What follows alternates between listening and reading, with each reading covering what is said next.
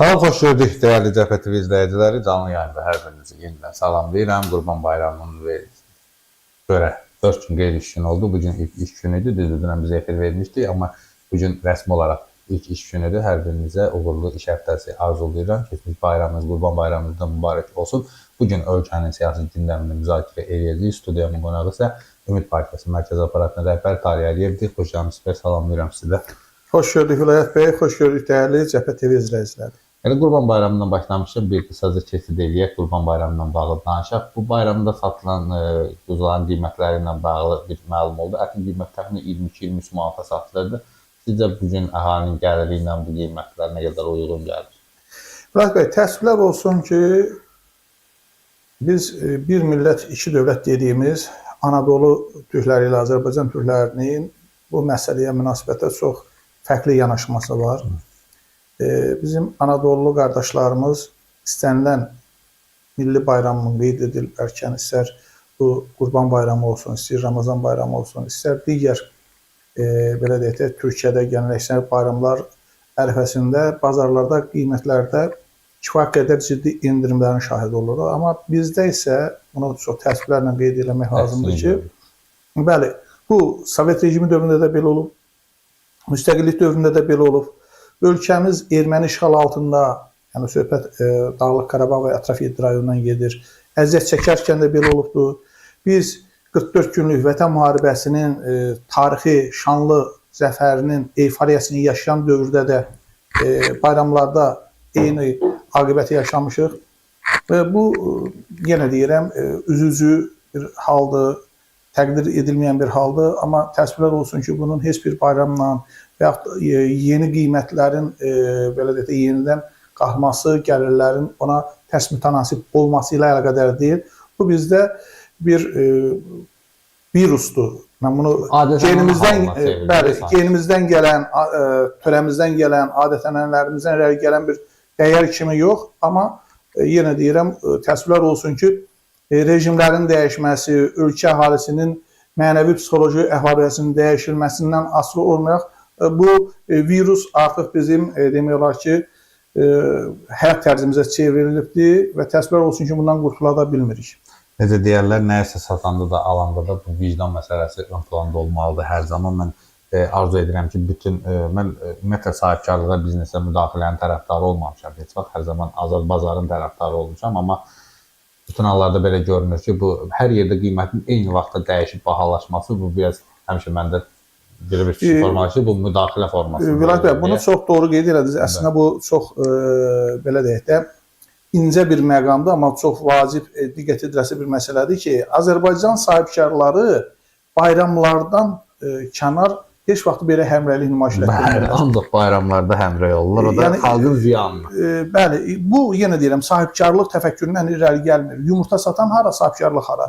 Biz Novruz bayramı ərəfəsində yumurtanın da qiymətinin dayanmadan qalxmasına şahid oluruq. Və digər mövsümü, belə deyək də, o ərəfələrdə qiymət, məktəb açılan ərəfələrdə məktəbli paltarından tutmuş. Yəni, bu yenə deyirəm, bir yaxşı olmayan ənənədir ki, təəssüflər olsun ki, bugün bizim həyat tərzimizə çevrilibdir və sahibkar adlandırdığımızda, məmur adlandırdığımızda, sıravi vətəndaş adlandırdığımız hər kəsdə bu virusa yorulmuş vəziyyətdədir. Təəssüf ki. Çox təəssüf. Keçək ölkənin siyasi gündəmində, çünki siyasət əslində elə bir məsələdir ki, bu sosial siyasət deyək də, yəni bunlar bir yerdə cəm formasındadır. Deməli, mən hər dəfə siyasi məsələləri müzakirə edəndə Zəngəzur dəhlizinin məsələsi niyəsə hər zaman ön planda olur, xüsusilə də İran baxımından. İran İslam Respublikasının ali rəhbəri Seyid Əli Xameneyinin beynəlxalq məsələlər üzrə müşaviri Əli Əkbər Vilayət belə bir açıqlama verib ki, Zəngəzur dəhlizini yaratmaq cəhdinin qarşısını biz almışıq. Yəni İran alıb, bu bizim Avropaya çıxışımızın qarşısını alırdı və s. və ilaxır kimi də bəhanələr gətirib. İran nə narahat edir? Çox təəssüflər olsun ki, düzdür, bugün normal, saf niyyətlə İran-Azərbaycan münasibətlərinin normallaşmasını arzu edən vətəndaşlarımız da var. Bugün İranın adamı olaraq Azərbaycanda İran-Azərbaycan münasibətlərinin normallaşmasını təbliğ edən insanlarımız da var və İranın gerçək mahiyyətini, İranın gerçək Azərbaycan siyasətini bilən bir qrup insanlarımız da var ki, özümü də o qəbildən hesab edirəm. Biz İranın heç vaxt Azərbaycana səmimi, dost münasibətini sərgiləmədiyini dəfələrlə ifadə eləmişik və zamanda biz haqlı çıxmışıq. Bugün yenidən vilayətinin açıqlaması da onu göstərir ki, İran baxmayaraq ki, dövlət başçı səviyyəsində Azərbaycana gəldi. Hazırki İran prezidentinin Azərbaycan əsilli olması və onun həm Təbrizdə, həm Bakıda böyük ustad Şəhriyardan Azərbaycan dilində şeirlər səsləndirməsi bu qulağa xoş gəlsə də, bu müəyyən qədər belə də sadə insanlarımızın könlündə rəğbət hissi yaransa da, amma düşünən insanlarımız fərqindədir ki, şeirlər dövrü, poeziya dövrü artıq indi praktik siyasətlə səmiyyəti, praktik siyasətlə əməli fəaliyyətlə dürüstlüyü ortaya qoyma zamanıdır. Bugün biz İranın siyasətində zaman-zaman Azərbaycana münasibətdə, Azərbaycan-Ermənistan münaqişəsinə münasibətdə bu səmimiyyəti görmürük. Təəssüflər olsun ki, dünyaya, paradoksa baxın, Vilayət bəy və hörmətli izləyicilərimiz, mən çox istərdim ki, xüsusilə də sadə, səmimi, inanclı, şiə təriqətinə mənsub olan soydaşlarımı çox istərdim ki, bu məqama xüsusi diqqət yetirsin. İran İslam dövlətinin konstitusiyası İslamın şiə məzhəbini dünyaya ixrac eləmək və onun arxasında özünü güc olaraq təqdim eləyir və yaxın şərq ölkələrində, xüsusilə də Yəməndə bu günlərin husiləri də ayaqda saxlayan, bir vaxtlar qəddar öz xalqının qanına susamış Bəşər Əsədin də hakimiyyətdə uzun illər qalmasından bir nömrəli səbəbkarlarından biri olan İran İslam hakimiyyəti və o cümlədən İraqda Haçlı Şabi deyilən şiə milislərinin dəstəklənməsi və digər ərəb ölkələrində şiə azlığını dəstəkləyən bir ölkə Azərbaycana münasibətdə, Azərbaycan şiələrinə münasibətdə, hansı ki, İran İslam Respublikasından sonra Azərbaycan Respublikası şiə məzhəbinin ölkədəki çoxluğun dini inancı olduğu ikinci bir ölkədir. Azərbaycana münasibətdə, şiə qardaşlarına münasibətdə hər zaman ermənilər dəstəkləyir. Çox təəssüflər olsun ki, bu bir daha İranın Azərbaycan siyasətinin çox alt qatlardan xəbər verən gerçək mahiyyətidir, gerçəkliyidir. Və bu günlərimdə vilayətinin bu açıqlaması sadəcə sağ olsun deyirəm ki, bizi haqlı çıxardır, bizə xalqımızı bu proseslərdə yenidən belə deyək. Onsuz da xalqımız dünənki xalq deyil. Çox şükürlər olsun ki, artıq kifayət qədər güclü dövlətimiz var. Dünya siyasətində sayılan, seçilən, dəstəxatda olan bir ölkə vətəndaşlarıyıq. Bundan qürur duymalıyıq və inanıram ki, qürur duyanlarımızın sayı da gündən günə çoxalır. Çünki vaxtilə İngiltərənin keçmiş baş naziri Margaret Thatcher demişkən, deyir, dövlətlərin əbədi müttəfiqi yox, maraq və mənafiyi var. Bu baxımdan hesab edirəm ki, bu günlərində öz dövləti ilə fəxr edən vətəndaşlarımız gün-gündən çoxalır. Çünki ikinci Qarabağ müharibəsi adlandırdığımız o 44 günlük vətən müharibəsindən sonra xalqımız zorən uzdurulduğu, zorən məğlub edildiyi o məğlubiyyət sindromundan qurtuldu, yenidən özünə qayıtdı və qədim Türk ulusu Mehdi xanın belə bir çağırışı vardı Türk soyuna ki, ey Türk, sən özünə qayıt, sən özünə qayıdanda böyük olursan. Və bu günlərin 44 günlük vətən müharibəsinin gətirmiş olduğu tarixi qələbədən qürurlanan, duyğulanan bir oyanış yaşayan Azərbaycan təkcə Azərbaycan Respublikasında yaşayan soydaşlarımız deyil. Elə bu qürur, bu oyanış həm də bizim güneydəki soydaşlarımıza münasibətdə söyləyə bilərik. Dünyanın dörd bir yanına səpələnmiş soydaşlarımıza münasibətdə söyləyə bilərik ki, artıq biz Azərbaycanlılıq kimliyinə, Azərbaycan Türk kimliyindən fəxr edirik. Xüsusilə də Güney Azərbaycanımızda uzun illər mən Azərbaycanlı deyirəm, baba, mən Türkəm deyə sözün yaxşı mənasında da səmimi etiraz edən insanlarımız olmuşdu. Amma indi o insanlarımız da qəbul edir ki, biz Türkük. Amma Türk ailəsinin içərisində də kimliyimizi belirtməkdən ötəri Azərbaycan Türkü kimliyindən də istifadə eləməyimiz zərərli deyil, əksinə bu bizi milli kimliyimizi tamamlayan bir anlayışdır. Yəni bu baxımdan mən yenə o fikrə qayıtmaq istəyirəm ki, vilayətinin bu açıqlaması İranın gerçək siyasətinin növbəti dəfə ifadə formasıdır, amma uğursuz bir açıqlamadır. Çünki bugün Azərbaycanla Ermənistan arasında Zəngəzur dəhlizi deyilən o qısa belə deyək də məsafədə 40 kilometrlik bir əraziyə münasibətdə fərqli baxış var. Yolun açılmaması artıq bu gün problem deyil.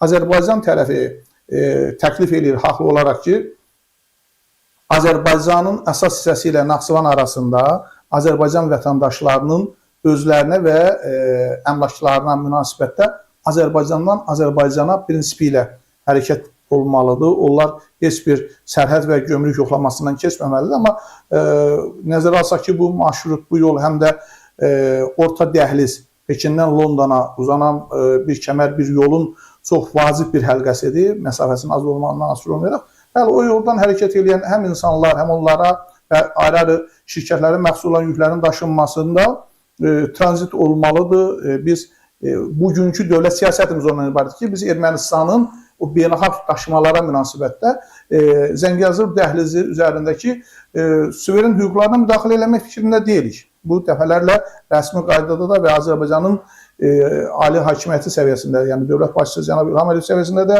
və Ermənistan-Azərbaycan münasibətlərinin tənzimlənməsinə məşğul olan Xarici İşlər Nazirliyi, Prezidentin xüsusi nümayəndəliyi və digər rəsmilər tərəfindən də ifadə olunmuş bir rəsmi mövqedir. Ermənistan tərəfinin isə bu məsələyə yanaşmada Azərbaycan vətəndaşlarının Azərbaycan tərəfinin hələlik təklif elədiyi prinsiplə gediş-gəlişi ilə razılaşmamaq var. Yoxsa dəhlizin açılması problem deyil. Hətta bunu bizim dəyərli izləyicilər də yaxşı bilirlər ki, məhz o dəhlizlə bağlı başqa bir problem də yenə İranın müdaxiləsi ilə deyil, Rusiyanın israrı səbəbindən hələ ki, bildiyiniz kimi sülh danışıqları formatından da ayrıldı. Kamikaz sənədləri ki, bəli, həmən o dəhlizə mühafizəsi kimin üzərində olacaqdır? Mən elə hesab edirəm ki, Azərbaycanla Ermənistan hakimiyyətinin bu məsələdəki işbirliyi, əməkdaşlığı çox uğurlu bir işbirliyi, əməkdaşlığı. Çünki sülh müqaviləsi imzalandıqdan sonra bizim Qərbi Azərbaycanlı soydaşlarımız öz doğma ata-baba yurduna qayıtdıqdan sonra, vaxtilə Azərbaycanda yaşamış ermənilərin bir qismi də Azərbaycana qayıtdıqdan sonra bu insanların, bu cəmiyyətlərin bir parçası kimi təhlükəsiz və birgə yaşayışı reallaşandan sonra o dəhlizi xüsusi qorumağa ehtiyac olmayacaq. Və o zaman da Rusiyanın 10 noyabr gecəsi imzalanmış atəşkəs bəyanatını, hansı ki, həmən bəyanatın digər bəndlərini icra etməkdə Rusiya özü maraqlı deyildi. Onu da biz elədik də. Bəli, bəli. 23 sentyabr 2023-cü ildə 19-20 sentyabrda, yəni 23 saatlıq bir əməliyyat, hətta bir gün də çəkmədi. Antiterror tədbirləri ilə Azərbaycan həmən o sözügedən atəşkəsin digər bəndlərini özü icra elədi. Yəni bu baxımdan İran tərəfinin bu məsələdə iddia eləməsi ki, biz buna imkan vermədik, bu belə deyil. Burada dediyim kimi yolun hansı prinsiplərlə açılması ilə bağlı Azərbaycanla İrəvan arasında, yəni rəsmi Bakı ilə rəsmi İrəvan arasında çox da ciddi və prinsipial olmayan müəyyən fikir ayrılığı səbəbindən bu yol tam açılmayıbdır. Mən elə hesab edirəm ki, sülh sazişi imzalandıqdan qısa bir müddət sonra bu yolun açılmasında ciddi problem var və o zaman vilayəti kimi, nəzərə alsaq ki, bu keçmiş Xarici İşlər Naziridir və dini liderin xüsusi nümayəndəsi kimi İran cəmiyyətində yox, həm də dünyada belə deyək də ciddi söz sahibi kimi tanınan sayılan bir simadır və onun belə açıqlamasının bir biletdən başqa bir şey olmadığı da göz qazaqdır. Biz Pezeşkiyanın Bakı səfərində onun da bu Zəngəzur dəhlizi ifadəsini işlətməsə də, amma ümumi olaraq açıqlamasında bildirmişdi ki, biz hər hansı bir yol... Bəli, AzTV-nin müsahibəsində bir gün öncə gəlmədən. Biz heç bir problem deyil. Yəni bu İran, daha doğrusu Ermənistan tərəfinin hüquqlarını pozmursa biz buna qarşı deyilik. Bu məsələdən belə aydın olur ki, əslində görünən daha doğrusu odur ki, dini liderlə hakimiyyət arasında bir... Çox doğru təsbitdir, razıyam, fikir ayrılığı var. Fikir ayrılığı var. Ciddi fikir ayrılığı var və getdikcə də biz Pezeşkiyanın mövqelərinin möhkəmləndirilməsi fonunda o fikir ayrılığının daha da ciddiləşəcəyini şahid olacaq. Yegəm ki, Qarabağdan danışdıq, bu məsələni davam etdirmək istəyirəm. Söhbət nədən gedir? Vladimir Putinin köməkçisi Vladimir Medinskidən belə bir açıqlama verib və Qarabağı mübahisəli bölgə adlandırıb. Düzdür, Russian Today kanalına müsahibəsində bildirib ki, Qarabağ mübahisəli ərazidir. Əgər biz cəbhə xəttində münaqişəni dayandırsaq və real sülhə razı olmasaq, sadəcə olaraq hansısa atəşkəs bağlasaq, o zaman vəziyyət bir vaxtlar Ermənistanla Azərbaycan arasındakı mübahisəli bölgə olan Qarabağı xatırladacaq deyə bir ifadə işlədib. Təbii ki, Azərbaycan Xarici İşlər Nazirliyi buna kəskin etirazını bildirib və cavabını verib ki, hətta Rusiya, biz bilirik, ATƏT Minsk qrupunun üzvü olub, eyni zamanda bu Medinskidə o proseslərin yaxşı bilir və bu gün onun bu Qarabağı mübahisəli bölgə adlandırmasını etirazını bildirib. Ardınca Zaxarova da açıqlama verərək Medinskinin dediklərini anlaşılmazlıq olduğunu bildirərək təqsib eləməyə çalışıb prinsipcə. Əslində bu Azərbaycan cavabından sonra baş verdiyinə görə mən elə başlıqda da ona görə qeyd etmişdim. Azərbaycan Rusiyanı susturdu kimi anlamına gəlir əslində bu. Çünki danışan elə belə adam deyil də, prezident köməkçisidir bütün hallarda. Sizə niyə bu indi belə bir Rusiya nə etməyə çalışır Qafqazda? Yenidənmi bir qarşıdurma yaratmaq fikrinə düşüb yoxsa? Vilayət bəy, mən İran ali din liderinin köməkçisi vilayətiyə etdiyim formatda təşəkkürü həm də Rusiya prezidentinin köməkçisinə təşəkkür etmək istəyirəm ki, ölkəmizdə belə deyək də, hələ də Sovet dövrünün xiffətini edən sadə, zəhmətkeş insanlarımız var ki, Azərbaycan-Rusiya münasibətlərinin normal olmasını fərz edirlər ki, yenidən əvvəlki həyat tərzini yaşamağa gətirib çıxaracaq deyə bir sadə düşüncə forması var və eyni zamanda Rusiyanın ölkəmizdə kifayət qədər ciddi bir 5-ci kolon şəbəkəsi var ki, onlar da ciddi cəhdlə çalışırlar ki, Azərbaycan-Rusiya münasibətlərində sanki heç nə olmamış kimi təqdim eləsin və Rusiya tərəfindən səslənən bu fikirləri hətta Zaxarovadan daha artıq Zaxarovalıq edərək təqdim eləməklə ki, yox, belə demək istəmirdi. Amma mən bir məsələni elə həm Zaxarovanın timsalında Rusiya hakimiyyətinin Medinskinin fikirlərini yenidən şərh etmək istəyənlərə və onun Azərbaycandakı 5-ci kolon şəbəkəsi üzvlərinə bildirmək istəyirəm ki, Rusiya 200 ildə Azərbaycanı işğal edib. Azərbaycanda məşhur bir deyim var, 7 arxa dönən. 7 arxa dönən rus dilini Zaxarovadan da, Medinskinin özündən də yaxşı bilən bir ziyalı təbəqə var. Birinci deyənin nə dediyini Azərbaycanlılar Zaxarovadan daha yaxşı, aydın başa düşdülər, verilən mesajın da nədən ibarət olduğunu anladılar. Ona görə təzədəndən deyilən fikirləri tərcümə eləmək, onu izah eləməyə ehtiyac yoxdur. Bəli, bu müsahibə, bu açıqlama Rusiyanın Azərbaycana münasibətinin gerçək tərəfinin göstəricisidir. Təəssüflər olsun ki, 2022-ci ildə Azərbaycanla Rusiya arasında müttəfiqlik haqqında sazişin imzalamasından sonra yenə də mən sözün açığı həmən sənədi, yəni sənəd imzalanan Moskva bəyannaməsi. Bəli, 22-ci ildə fevral ayının 22-sində, yəni 24-də bilirsiniz ki, Ukraynanın işğal siyasəti başladıldı Rusiya tərəfindən. Amma 22-sində bu saziş Moskvada Azərbaycan prezidentini Rusiya prezidenti tərəfindən imzalamışdı. Mən bunu mətbuata şərh edəndə dedim ki, bu Azərbaycanla Rusiya arasında imzalanmış müttəfiqlik sazişi yox, atəşkəs sazişidir. Ki, Rusiya Azərbaycana qarşı sərt və Azərbaycanın suveren hüquqlarına göbut müdaxilə prosesini durdursun. Və zaman da yenə də təkrar qeyd edirəm ki, bizi Azərbaycanın suverenliyi, müstəqilliyindən yana olan düşüncə adamlarını haqlı çıxardır. Siz diqqət edirsinizsə, yenidən münasibətlərin korlanmasının əsas səbəbi keçən ilin dekabr ayında Allah rəhmət eləsin, bəli, təyyarədə həlak olan soydaşlarımıza məlum təyyarə qəzası ilə yenidən Rusiya Azərbaycanla münasibətlərin normallaşmasını bir növ özünə sığışdırmadı ki, üzr istəsin, bəli, və cinayətkarları qurban versin. Bu adımın atılması hətta ola bilərdi ki, bu cinayətin arxasında rəsmi Kremlin özü dayanmırdı. Amma bunu inkar etməklə, bunu örtbasır etməklə rəsmi Kreml o cinayəti üstələdi. Yəni, öz üzərinə götürmüş oldu ki, bu günlərində Azərbaycan xalqı, Azərbaycan dövləti Azərbaycanın, belə deyək də, Azala məxsus olan, dövlət şirkətinə məxsus olan təyyarənin vurulmasının cinayətkarlarını, günahsız insanların ölümünə səbəbkar olmuş qatillərin ədalət məhkəməsi qarşısına çıxarılmasını gözləyir, amma çox təəssüflər olsun ki, bu baş vermir. Və heç kəsə sir deyil ki, bundan sonra Azərbaycanla Rusiya arasında münasibətlərdə bir sərinlik yaranıbdır.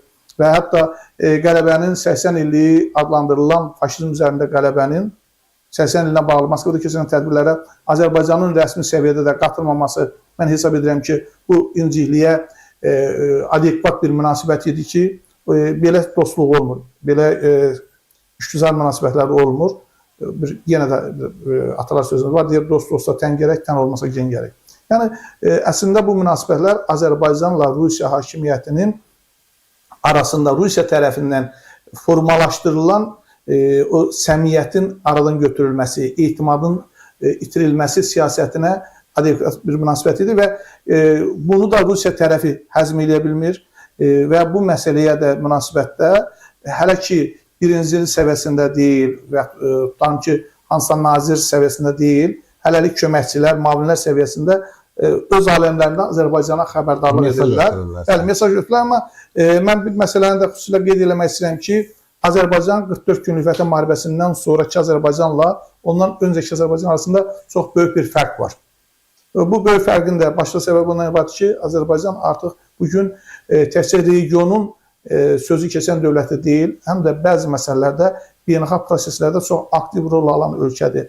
Rusiyanın Azərbaycana münasibətdə fərqi yoxdur. Rusiyada, o cümlədən elə cənub qonşumuz olan İranda və üçüncü bir ölkənin də Azərbaycanla ritorikasının sərtləşməsi təkcə Azərbaycan tərəfindən deyil, həm də qarşı tərəfin bu münasibətlərdən zərər görəcəyi anlamına gəlir. Yecəmişə bugün bayaq təxminən bir 25-30 dəqiqə əvvəl bir məlumat çıxdı. Rusiyada Azərbaycanlıların olduğu bazara silahlı hücum olub.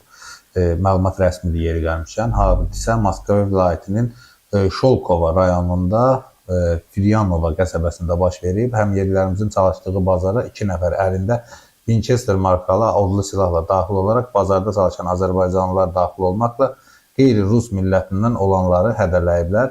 Bazarda çalışan Firyanovanın yerli sakini Svetlana Məmmədova həmin şəxslərə müqavimət göstərib. Bazara 2 qardaş Sergey və Aleksandr Grilovlar silahla hücum elədilər. Onlar avtomobildən düşüb silahı bazarda çalışan miqrantların üzərinə tuşladılar. Mən onları sakitləşdirməyə çalışdım, lakin onlar məni silahın küt hissəsi ilə vurdular. Onlar bizim qəsəbədə qeyri-Rus millətindən olan şəxslərin yaşamasını, bazarda çalışmasını istəmirlər. Svetlana Məmmədova bunu bildirib. Rusiyada yaşayan vəkil Ələkbər Qarayev Firyanovada yaşayan Azərbaycanlıların ona bu görüntüləri göndərdiyini bildirib. Həmin video görüntülərdən görünür ki, həqiqətən də şəxslərində Winchester silahı ilə girir bazara, hətta silah onların üstünə yönəldilir. Rusiya Daxili İşlər Nazirliyinin Moskva vilayəti üzrə baş idarəsinin Firyanova polis bölməsində məlum insidentlə bağlı araşdırmaların aparıldığını bildirilir. Təbii ki, bu adi bir kriminal hadisə də ola bilər, olur belə şeylər. Şovinist millətçilər, ruslar eləyə bilirlər, amma bu son baş verən proseslərlə bu məsələnin üst-üstə düşməsi sizcə bu da bir mesajın bir hissəsi ola bilər? Mülət bəy, çox doğru qeyd elədiniz ki, bu adi kriminal hadisə də ola bilərdi. Hələ Sovet İttifaqı vaxtında belə biz bu sözlər hər bir Azərbaycanlıya tanışdır ki, şəhərin reyketi, bazarın reyketi. Yəni falan bölgəyə nəzarət edən adam. Bəli, yəni o kriminal aləm. Yəni SSR dağıldıqdan sonra həmən o belə deyək də camiyə, həmən o aləm Rusiyada daha da geniş təşəkkül tapdı. Mən deyərdim ki, bəlkə də çiçəklənən dövrüdür, intibat dövrünü yaşayır. Amma son zamanlar baş verənlərsə Rusiyadakı dövlət böhranının həm də bir uzantısıdır, həm də bir əlamətidir. Bir tərəfdən təsəvvürünüzü götürün. Rusiya miqrantlarsız həm demoqrafik böhran keçirir, həm sosial böhran keçirir, işçi, əməkçi anlamında. Həm də başqa bir tərəfdən bu insanların belə deyək də Rusiyada yaşaması həm Rusiya dövlətinin FSB və digər rəsmi qurumları tərəfindən, həm də o reyket adlandırılan, kriminal aləmin nümayəndələri adlandırılan insanlar tərəfindən ölkəni tərk etməyə zorlandırırlar. Hər iki variantda mən elə hesab edirəm ki, Rusiya dövləti uduzacaqdır. Çünki o insanların orada qalıb yaşaması digər təsir əks təsirə bərabərdir. Birinin həyatını itirməsi və ya ciddi xəsarət alması onun digər yaxınının bu prosesin qisas zəminində qarşı tərəfə zərbələr endirməsinə gətirib çıxaracaqdır. Və onların kütləvi sürətdə deportasiya olunması isə Rusiyada ciddi işçi böhranı yaradacaqdır. Bugün Rusiyada xüsusilə də belə deyək də bazar sektorunda xidmət sektorunda daha çox Orta Asiyadan olan Orta Asiya respublikalarının vətəndaşları, ən çox da tacikləri və özbəkləri deyirlər ki, bu sektorda bu insanlar, bu ölkənin vətəndaşları çalışır. Hətta biz bir neçə bundan əvvəl elə Qırğızstanlılara qarşı da Moskvada yəni işdən sonra istirahət edən qırğızlara olduqları sanuya daxil olaraq onları necə yerlə süründürmələrinə qarşı Qırğızstan Xarici İşlər Nazirliyinin bir etiraz notası da olmuşdu. Parlament tərəfindən də etiraz səsləndirilmişdi. Və ən çox da son zamanlar dediyim kimi həmən dövlətlərarası səviyyədə belə deyək, istidentin yaşandığı ölkələr Tacikistanla Özbəkistandır ki, orada yaşayan soydaşlarına qarşı zaman-zaman həm Rusiyanın, yenə deyirəm, xüsusi xidmət qurumları tərəfindən, xüsusən FSB başda olmanın, həm də müəyyən kriminal çevrələr tərəfindən bu ölkə vətəndaşı olan miqrantlara qarşı belə bir qeyri-insani rəftarların olmasına etiraz bəyanatlarının, etiraz notalarının biz şahid oluruq. Mən də hesab edirəm ki, hazırda baş verənlər, xüsusən də Azərbaycana qarşı olan məsələlərdə məhz o dövlətlər arası münasibətlərin soyumasından bir növ hər zaman, yəni SSR dağılandan sonra, Vəlat bəy, bunu istəyirəm ki, bizim dəyərli izləyicilərimiz də bilsin, 44 günlük vətən müharibəsinə qədər Rusiyanın Azərbaycana 5 təzyiq rıçaqı vardı. Bunun birincisi Qarabağda olan silahlı terrorçuların əli ilə Azərbaycan ərazilərinin işğalda saxlanması idi.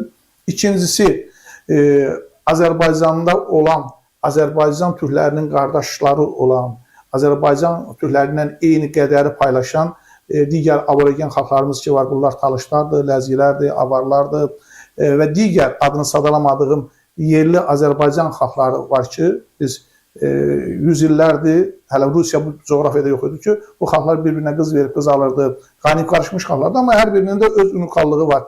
İstəyir məişətindən tutmuş mətbəxtinə qədər, yaşam tərzinə qədər, digər adətlərinə qədər ki, bunların hamısı Azərbaycanın gözəlliyidir, bunların hamısı Azərbaycanın rəngarəhliyidir ki, biz hər birimizdə, istər Azərbaycan türkü olsun, istər digər etnik qardaşlarımız bununla fəxr edirik. Amma hər zaman olduğu kimi, necə ki, bu günlərim Moskvaya işləyən Azərbaycan türkü var, o cümlədən də talış var, ləzgi var, avar var. Amma Azərbaycan türkündən fərqli olaraq onların adının qarşısına bir separatçı sözlə yapışdırırlar.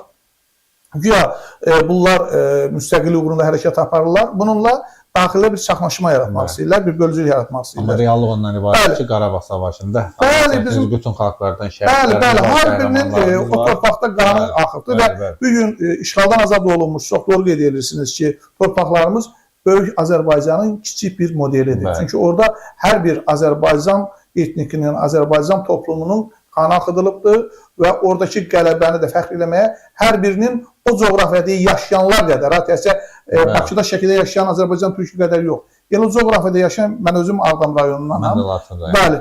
Yəni bizim qədər də Lənkəranlının, Qusarlının, Zaqatalının sevinməsi haqqı var ki, nəinki azdır, bəlkə də çoxdur. Əziyyətlərdə olub, döyüşürlər. Allah bütün şəhidlərimizə, qəni-qəni rəhmət eləsin, yararlı qazilərimizə şəfa versin. Biz bu bölücülüyü aparmırıq. Biz qardaşıq, biz birlikdə güclüyük və inşallah bundan sonra daha da güclü olacaq.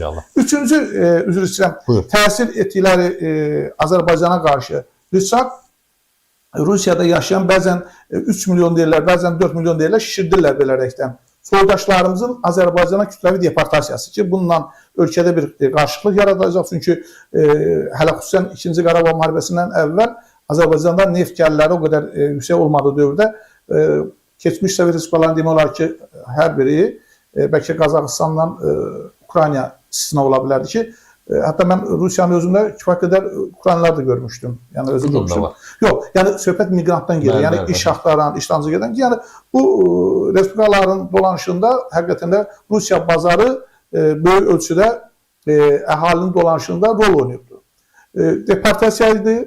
Dördüncüsü Azərbaycan məhsullarını, xüsusilə də Şəmkir Pandora adlandırdığımız, respublikanın bəli, digər yerlərində olan meyvələrin Rusiya bazarına çıxışının qarşısının kəsilməsi və 5-ci, nəhayət xüsusən də tikinti sektorunda vacib olan taxtaşalbanların və digər armaturların, indi son illər Azərbaycanda bunlar da istehsal olunur, xüsusən armatur dediyim. Yəni Azərbaycan bazarına buraxılmaması ilə Rusiyanın Azərbaycana bax belə strateji təzyiq alətləri vardı və birincisi dediyim kimi o qondarma rejim idi. Bugün o qondarma rejim yoxdur.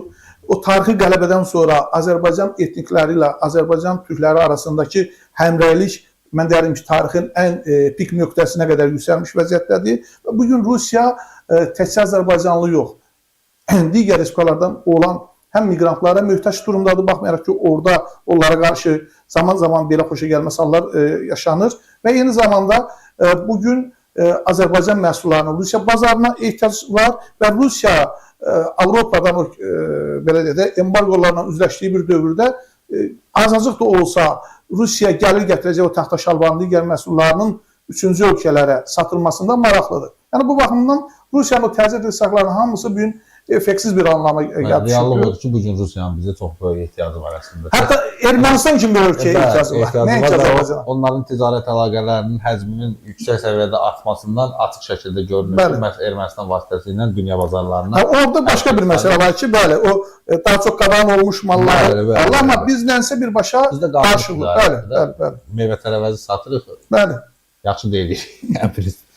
Türkiyə-Azərbaycan məsələsinə toxunmaq istəyirəm. Son günlərin bu biraz, necə deyim, bəzi Türkiyədə olan bəzilərinin çıxışlarından sonra hətta Azərbaycan prezidenti, prezidentin köməkçisi Hikmət Hacıyev də bu məsələyə münasibət bildirmişdi. Söhbət nədən gedir? Demək, Azərbaycan-İsrail əlaqələri bəzən Türkiyədə bir sıra şəxslər tərəfindən tənqid olunur ki, biz İsraillə Fələstinə qarşı əməkdaşlıq edirik və s. və ilaxır. Amma məsələ onda ki, Azərbaycan-Türkiyə münasibətləri çox yüksək səviyyədədir. Yer gəlmişkən, bu günlərdə Azərbaycan-Türkiyə arasında imzalanmış hərbi əməkdaşlıq haqqında sazişə uyğun olaraq Naxçıvanda sarsılmaz qardaşlıq 2025 kompüter dəstəkli komanda qərargah və Mustafa Kemal Atatürk 2025 döyüş atışlı birgə taktiki təlimlərə hazırlıq məqsədi ilə Azərbaycan-Türkiyə dövlət bayraqlarının dəyişmə mərasimi keçirilib artıq, amma bundan sonra davam edəcək, proses davam edəcək. Bu məsələdə bizim İsraillə münasibətlərimizi Türkiyədə bu münasibətlərə xələl gətirmək səviyyəyə qaldırmaq məqsədi güdən şəxslər var idi ki, tez-tez sosial şəbəkələrdə bu barədə açıqlamalar paylaşılırdı və s. və ilaxır. Azərbaycan prezidentinin köməkçisi Hikmət Hacıyev bu məsələyə belə münasibət bildirib ki, Türkiyənin bəzi media orqanlarında Azərbaycan siyonist rejimlə birləşib, Azərbaycan Qəzzada qətliamla əməkdaşlıq edir kimi açıqlamalar yayırlar. Belə görünür ki, Fələstin problemi birbaşa Azərbaycanla bağlıdır. Düzünü desəm, bu qardaşcasına yanaşma deyil. Bu kimi ifadələr qəlbimizə toxunur. Qardaş haqqında belə şeylər yazmaq düzgün deyil. Biz bu məsələdə səmimi olmalıyıq. Azərbaycanın o bir hissəsi işğal altında olan 30 il ərzində bizimlə yalnız bir ölkə oldu. O da Türkiyə idi. Qərbi Azərbaycana silah embargosu tətbiq edəndə İsrail bizə silah satdı. Biz bunu heç vaxt gizlətməmişik. İsrail də bizə diplomatik dəstək verdi. Yəhudi lobbiləri səsimizi beynəlxalq ictimaiyyətə çatdırmaqda bizə kömək etdi. Azərbaycan Fələstinlə diplomatik əlaqələr quran ilk ölkələrdən biridir. Biz həmişə Fələstinə humanitar yardım göndərmişik. Bugün Fələstində baş verən hadisələr Azərbaycanın təsirindən və iradəsindən kənarda baş verir. Onu da unutmaq olmaz ki, 1980-ci illərin sonunda Türk diplomatlarını qətlə yetirən Asala silahlıları və Xocalı qətliamını törədən ermənilər Fələstindəki bəzi düşərgələrdə təlim keçiblər.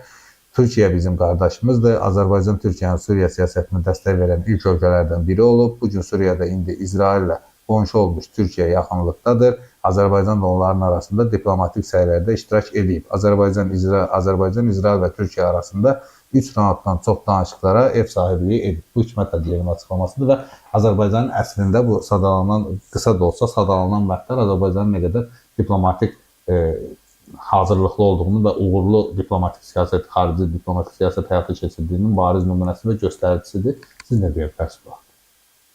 Fərid bəy, öncə mən cənab Hacıyevin fikirlərinə münasibət bildirmək istəyirəm ki, çox ardıcıllıqla, çox uğurlu bir dövlət adına mövqe sərgilənibdir. Nə mənada uğurlu dövlət adına deyirəm? Biz nəzərə alsaq ki, o tədbirdə iştirak edən Türkiyəli media nümayəndələri vardı və müraciətdə onlara xitabən edilirdi. Yəni, bu bütövlükdə Türkiyənin qərəzli düşünən insanlarıyla, sağlam düşünən insanlarına ünvanlanmış bir müraciət idi ki, bugün Türkiyədən belə bir səslərin eşidilməsi bizi narahat edir. Hansı ki, mən təkrar eləmək istəmirəm o fikirləri ki, əvvəldən sona qədər yanımızda olan qardaş Türkiyə olsa da, amma zaman-zaman biz Qərbin ikiyüzlü siyasəti ilə, sanksiyalarla üzləşəndə İsrail dövləti bizi hərbi cəhətdən də dəstəklədi. Yəni özünün ən müasir hərbi sənayesinin məhsullarından təsis etməklə və eyni zamanda Avropada, Amerika Birləşmiş Ştatlarında da Azərbaycana lobbiçilik elədi, Yahudi lobbisi. Bugün dünyanın bir nömrəli lobbisi Yahudi lobbisidir. Və bunu hər kəs bilir, bir daha elə biləm xatırlatmaqda fayda ola bilər ki, Azərbaycanla İsrail arasında münasibətlərdən öncə Azərbaycan xalqı ilə Yahudi xalqı arasında çox səmimi bir tarixi bağ mövcuddur. Bu dövlətlər arası münasibətlərdə o tarixi ənənəyə, o tarixi irsə söykənir. Elə verilişimizin əvvəlində mən qeyd elədim, Böyük Britaniyanın keçmiş baş naziri Margaret Thatcherin fikrini ki, dövlətlərin əbədi müttəfiqi yox, maraq və mənafi olur. Ola bilsin ki, bugün bizim dindar insanlarımız üçün, mən hətta deyərdim ki, belə deyək də, o çox ifrata varılmış dərəcədə radikal mövqe olur. Yəni, Fələstin həmrəyliyi daha önəmli olsun, Yahudilərə qarşı onların belə deyək də, o pəncərəsindən baxanda ki, lənətlənirlər, qəbul olunmaz olsun. Amma dövlət münasibətləri tamamilə fərqlidir.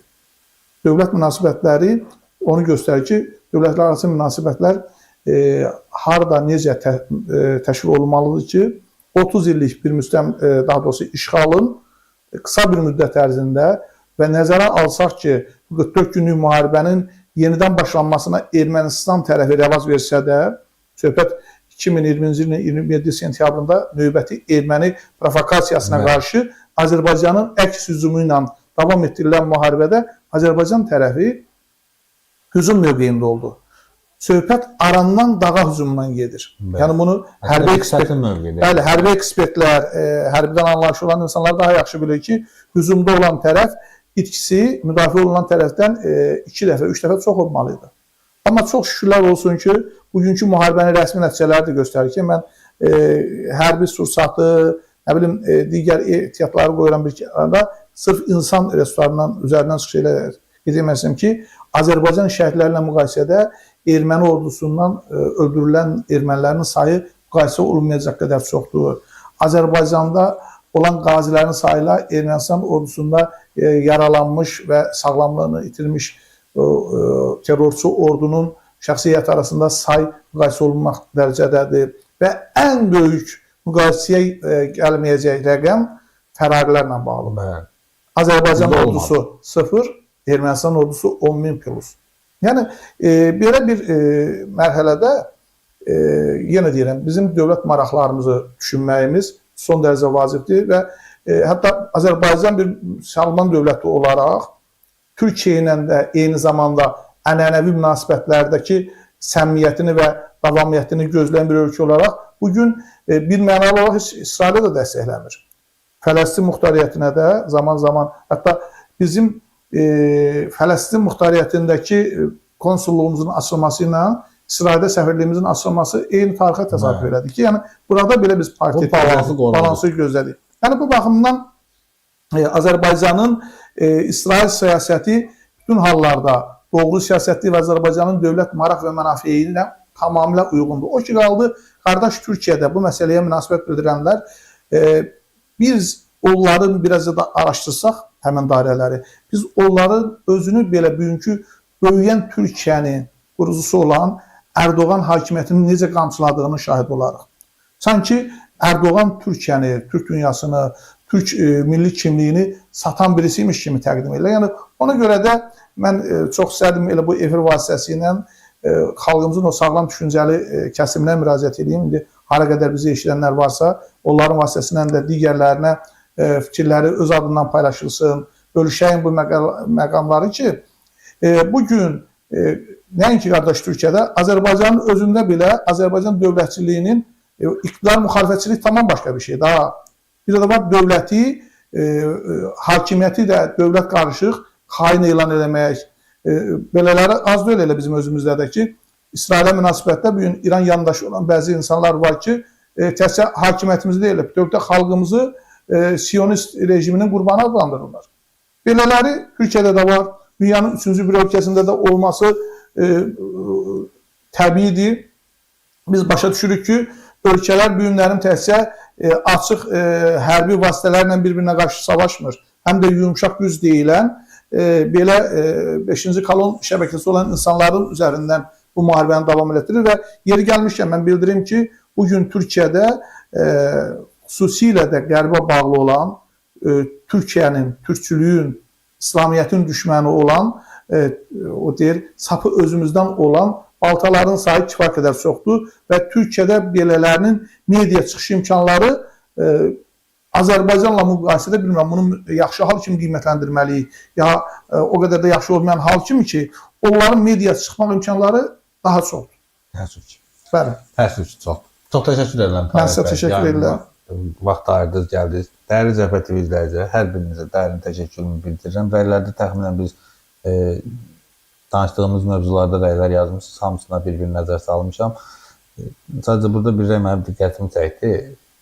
İranın yaxın şərqdə vurulub çıxarılması hər hansı qırmızı xəttin olmadığını göstərdi. Ona görə də vilayətin bəyanatı populizmdir. Çox sağ olsun. Maraqlı bir rəy var idi.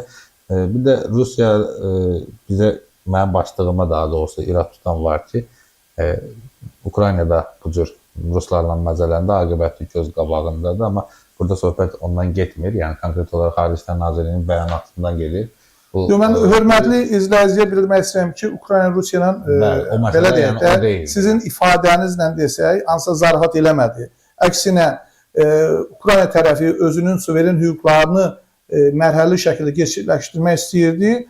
Moskva imperiya ambisiyasıyla yaşayan bir hakimiyyət və o hakimiyyətin belə deyək də, öndərliyini edən Putin bununla razılaşmadı, bununla barışmadı və nəticədə xüsusi hərbi əməliyyatlar adı altında Ukrayna ərazisi yenidən söhbət 2022-ci ildə olan ikinci işğal faktından gedir. Çünki birinci işğal faktı 2014-cü ildə Krımın tamamilə ixlaqı, Donetsk və Luganskda da qondarma rejimlərin yaradılması ilə baş verən prosesin davamını gerçəkləşirdi. Yəni burada Ukrayna xalqına nədirsə qınamağın özü doğru deyil. Bir daha təşəkkür edirəm. Cəbhə TV izləyicilər, hər birinizə dərin təşəkkürümü bildirirəm. Efiri bəyən paylaşmağı da unutmayaq ki, bununla həm də Cəbhə TV-yə dəstək olmuş olursunuz. Kanala abunə olmağı da yaddan çıxartmayaq. Sağ olun, növbəti canlı yayımlarda görüşmək ümidi ilə.